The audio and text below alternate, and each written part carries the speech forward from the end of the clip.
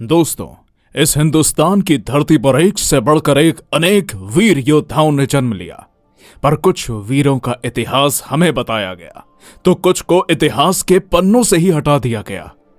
आज हम बात करने वाले हैं एक ऐसे महान मराठा योद्धा के बारे में जिसने आधे हिंदुस्तान पर जीत हासिल करके मुगल सल्तनत को हिंदुस्तान के नक्शे से गायब कर दिया, जिसने अपने तलवार के दम पर महाराष्ट्र के नागपुर से लेकर बांग्लादेश के समुद्र तक और तमिलनाडु के मदुरई से लेकर ओडिशा के कटक तक मराठा साम्राज्य का डंका बजाया, जिसने ओडिशा के श्री जगन्नाथ मंदिर, आंध्र प्रदेश का तिरुपति बालाजी मंदिर, तमिलनाडु का मीनाक्षी मंदिर जैसे अनेक हिंदू मंदिरों को मुगलों की कैद से आजाद किया। इस योद्धा की ताकत का अंदाजा आप इसी बात से लगा सकते हैं कि छत्तीसगढ़ पर हजारों सालों से राज करने वाले कलछुरी वंश को उसने एक झटके में उखाड़ कर फेंक दिया। जी हां दोस्तों, हम बात कर रहे हैं हिंदुस्तान के सबसे खतरनाक योद्धा महाराज रघुजी राजे भोसले के बारे में।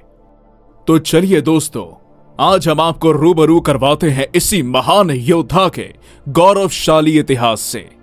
लेकिन दोस्तों, आप सभी से निवेदन है कि वीडियो को शुरू से अंत तक देखिएगा, क्योंकि आज का यह वीडियो बहुत ही इंटरेस्टिंग रहने वाला है।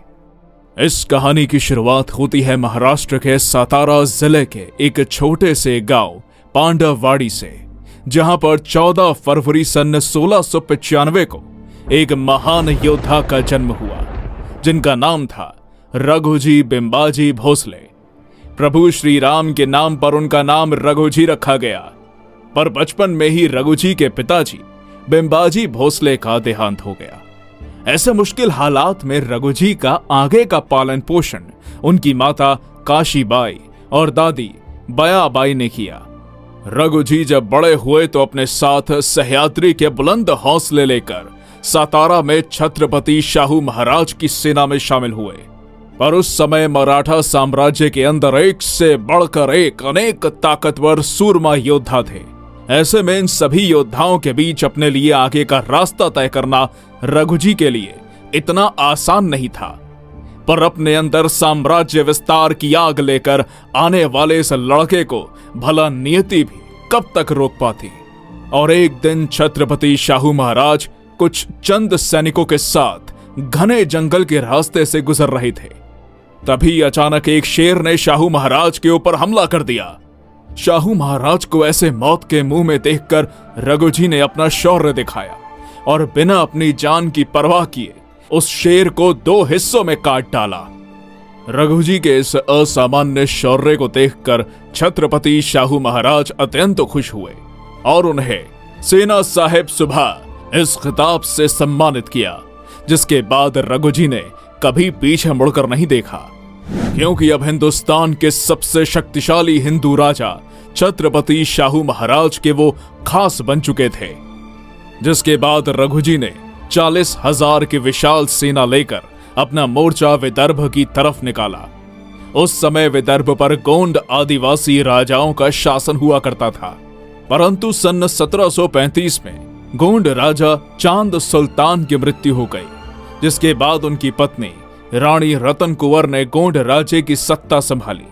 लेकिन रानी रनत कुंवर के सौतेले बेटे वली शाह ने गोंड राज्य की सत्ता पर अपना दावा ठोक दिया और रानी रतन कुंवर को राज्य से बाहर निकालकर उनके बेटे मीर बहादुर की हत्या कर दी।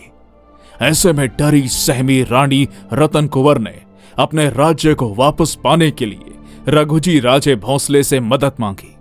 रानी की इस दुर्दशा को देखते हुए रघुजी राजे ने बिना किसी स्वार्थ के उन्हें मदद करने का वचन दिया और सन 1737 में वली शाह को पकड़ने के लिए हर हर महादेव की ललकारें देकर मराठों ने मध्य प्रदेश के देवगढ़ किले पर चढ़ाई कर दी। अब मराठा सेना और वली शाह की सेना के बीच घमासान युद्ध छिड़ गया।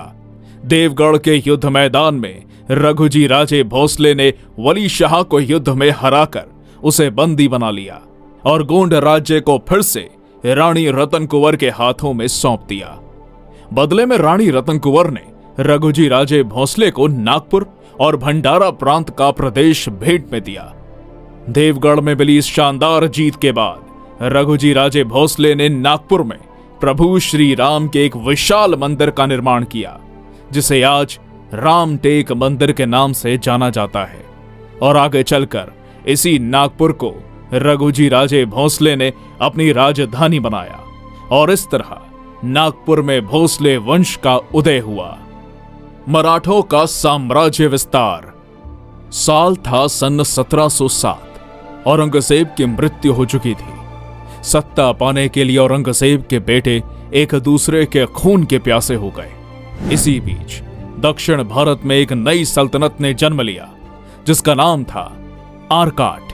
और इस आरकाट की सल्तनत को चलाते थे दोस्त अली खान और उसका दामाद चंदा साहिब। आरकाट की सल्तनत से कुछ ही दूरी पर तमिलनाडु के मदुरई में नायक राजवंश का शासन हुआ करता था, जो धन और वैभव से काफी संपन्नशाली राज्य था। नायक राजवंश का सबसे बड़ा उदाहरण है मदुरई का मीनाक्षी मंदिर, जो दक्षिण भारत का सबसे सुंदर मंदिर माना जाता है। लेकिन 14वीं शताब्दी में अलाउद्दीन खिलजी का सेनापति मलिक काफूर, जिसने दक्षिण भारत में प्रवेश करके अनेक हिंदू मंदिरों को तोड़ा और सोना, चांदी, हीरे, मोती जैसे कीमती सामान को लूटकर मंदिरों को खंडहर के रूप में बदल दिया। बाद में 16वीं शताब्दी में नायक राजवंश के राजाओं ने मीनाक्षी मंदिर का पुनर्निर्माण करके जीर्णोद्धार किया। इसके अलावा नायक वंश के राजाओं ने खूबसूरती से सजे मंडप, हजारों नक्शीदार स्तंभ, शानदार गलियारों पर खूबसूरत चित्र जैसे अनेक वास्तुकलाओं का निर्माण करके मीनाक्षी मंदिर को 4 चांद लगा दिए। पर आखिर में नायक राजवंश को भी मुस्लिम शासकों की नजर लग गई और आरकाट के नवाब चंदा साहिब ने नायक राजवंश की आखिरी शासक रानी मीनाक्षी को चारों तरफ से घेर लिया। ऐसे में डरी सहमी रानी मीनाक्षी ने अपने राज्य को बचाने के लिए चंदा साहिब को 1 करोड़ रुपए दिए। पर रानी मीनाक्षी को पता था कि ये मुगल किसी के सगे नहीं होते, इसलिए रानी मीनाक्षी ने चंदा साहिब को कुरान पर हाथ रखकर कसम खाने के लिए कहा कि वो उसके राज्य पर कभी आक्रमण नहीं करेगा। चंदा साहिब ने ठीक वैसा ही किया और कुरान पर हाथ रखकर कसम खाई और अपने साथ 1 करोड़ रुपए लेकर वापस चला गया। पर 2 साल हुए ही थे कि इस नीच चंदा साहिब ने फिर से रानी मीनाक्षी के राज्य पर आक्रमण कर दिया और रानी मीनाक्षी को कैद करके जेल में डाल दिया। इस हार का सदमा बेचारी रानी मीनाक्षी बर्दाश्त नहीं कर पाई और उसने जहर खाकर खुदकुशी कर ली। इस प्रकार दक्षिण भारत से नायक राजवंश का अंत हुआ। अब दक्षिण भारत के अधिकांश हिस्सों पर दोस्त अली खान और उसका दामाद चंदा साहिब का वर्चस्व स्थापित हो चुका था। दक्षिण भारत में मराठों का आगमन।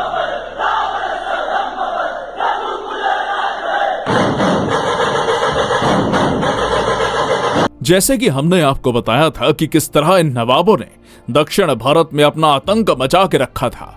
मदुरई में मिली इस जीत के बाद चंदा साहिब अपने आप को दक्षिण भारत का बादशाह समझने लगा। इसलिए जोश में आकर उसने अपना अगला निशाना तंजावुर के मराठा राज्य को बनाया। ऐसे परिस्थिति में तंजावुर के राजा प्रताप सिंह भोसले ने इन नवाबों को रोकने के लिए सतारा में छत्रपति शाहू महाराज से मदद मांगी। छत्रपति शाहू महाराज को पता था इन नवाबों को सिर्फ एक ही इंसान ठिकाने लगा सकता है और वो है रघुजी राजे भोसले। इसलिए छत्रपति शाहू महाराज का आदेश मिलते ही रघुजी राजे भोसले तुरंत नागपुर से कर्नाटक में दाखिल हुए और युद्ध का नेतृत्व अपने हाथों में लिया, जिनके साथ अक्कलकोट के फतेह सिंह भोसले भी शामिल थे। और 20 मई सन 1740 को रघुजी राजे भोसले के नेतृत्व में 40,000 मराठों ने हर हर महादेव की घोषणा देकर दोस्त अली खान की सेना पर चढ़ाई कर दी। आंध्र प्रदेश की धरती पर मराठों ने ऐसे कत्लेआम मचाया कि मुगलों के रक्त से दमल चेरी की घाटी को लाल कर दिया। मराठों के पराक्रमी योद्धाओं ने आरकाट की सल्तनत को तबाह करके मुगल सैनिकों के मुंड काट डाले। ऐसे में मुगलों के काल महाराज रघुजी राजे भोसले ने अपनी खूनी तलवार से मुगलों के अनेक ताकतवर योद्धा और सेनापतियों को मार डाला। आधी से ज्यादा मुगल सेना मराठों के तलवार से कट चुकी थी। नवाब दोस्त अली खान और उसका बेटा हसन अली युद्ध छोड़कर भागने ही वाले थे। उससे पहले रघुजी राजे ने इन दोनों को पकड़कर मौत के घाट उतार दिया। मराठों ने किसी को नहीं छोड़ा। अपने आप को अपराजय मानने वाली अर्काट की ये सेना आज मरी पड़ी हालत में मराठों से अपनी जान की भीख मांग रही थी। लेकिन अभी भी दोस्त अली खान का दूसरा बेटा सफदर अली जीवित बचा था। डरे हुए सफदर अली खान ने बिना किसी सवाल के 1 करोड़ देकर रघुजी राजे भोंसले के आगे अपने घुटने टेक दिए और इस तरह रघुजी राजे भोंसले के नेतृत्व में मराठों ने कर्नाटक राज्य को मराठा साम्राज्य में शामिल कर लिया। अब बारी थी चंदा साहिब की, जिसने रानी मीनाक्षी को मारकर दक्षिण भारत से नायक वंश का अंत किया था। जैसे ही चंदा साहिब को पता चला कि मराठे कर्नाटक राज्य को जीतने के बाद उसे पकड़ने के लिए आ रहे हैं, तो मराठों के डर से वो तमिलनाडु के तिरुचिरापल्ली शहर में भाग गया। चंदा साहिब को ऐसी मुश्किल परिस्थिति में देखकर उसका भाई बड़ा साहिब उसकी मदद के लिए आगे आया और मुगल सेना एक बड़ी फौज लेकर मराठों की तरफ बढ़ने लगी। मराठों से लड़ते लड़ते औरंगजेब कब्र में दफन हो गया, लेकिन वो मराठों को रोक नहीं पाया। तो भला ये बड़ा साहिब मराठों का क्या उखाड़ लेता।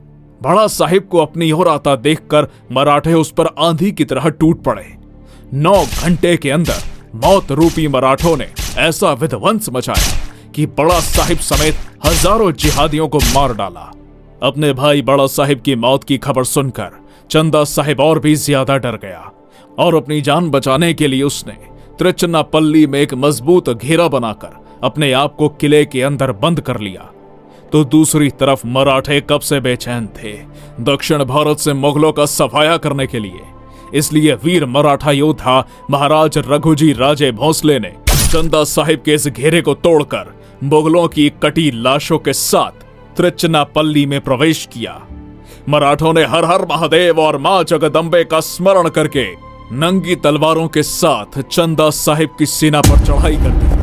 मराठे खूंखार शेर की तरह मुगलों पर मौत बन के टूट पड़े। जो भी मुगल सैनिक मराठों के हाथ में आते, मराठे उनकी गर्दन काटकर मौत के घाट उतारते थे। 1 महीने तक चले इस युद्ध में मुगलों के अनेक सूरमा योद्धा मारे जा चुके थे। अनेक मुगल सैनिक युद्ध छोड़कर भाग रहे थे। अब महाराज रघुजी राजे भोंसले ने अपनी चाल चली और तिरुचिरापल्ली के किले को चारों तरफ से घेरकर चंदा साहिब के सारे रास्ते बंद कर दिए। परेशान चंदा साहिब ने पौंडीचेरी के फ्रेंच गवर्नर डुमास से मदद मांगी, पर मराठों के डर से उसने भी हाथ ऊपर कर दिए और आखिरकार 16 मार्च सन 1741 को रामनवमी के दिन मराठों ने तिरुचिरापल्ली के किले में घुसकर चंदा साहिब को पकड़ लिया। जिसके बाद चंदा साहिब ने रघुजी राजे भोंसले के पैर पकड़ लिए और कहने लगा, मुझे माफ कर दो, चाहिए तो 12 लाख रुपए ले लो, पर मुझे छोड़ दो। पर रघुजी राजे भोंसले ने चंदा साहिब के इस प्रस्ताव को ठुकरा दिया और उसे बांधकर राजधानी सातारा ले गए। और इस तरह महाराज रघुजी राजे भोंसले के नेतृत्व में मराठों ने दक्षिण भारत पर जीत हासिल करके उसे मराठा साम्राज्य में शामिल कर लिया। किसे पता था एक छोटे से गांव से आया हुआ यह लड़का एक दिन पूरे दक्षिण भारत पर राज करेगा। दक्षिण भारत में मिली इस शानदार जीत के बाद रघुजी राजे भोंसले चित्तूर जिले में भगवान तिरुपति बालाजी मंदिर में दर्शन के लिए पहुंचे और भगवान तिरुपति को पन्ना, हीरे, मोती और सोने से रत्न जड़ित 1,42,000 रुपए के आभूषण प्रदान किए, जिसकी आज कीमत करोड़ों में है। इस आभूषण को आज भी भगवान तिरुपति बालाजी मंदिर में सुरक्षित रखा गया है, जिसे राघोजीवारी पेंटे इस नाम से जाना जाता है, जो आज भी दक्षिण भारत में मराठों के वैभव की साक्ष्य देता है। मराठा शासनकाल में भगवान तिरुपति बालाजी मंदिर का बहुत सारा विकास हुआ, जैसे कि विदेशी आक्रमणकारियों से इस मंदिर की सुरक्षा हो सके। इसके लिए रघुजी राजे भोंसले ने इस मंदिर में अपने सैनिकों को तैनात किया।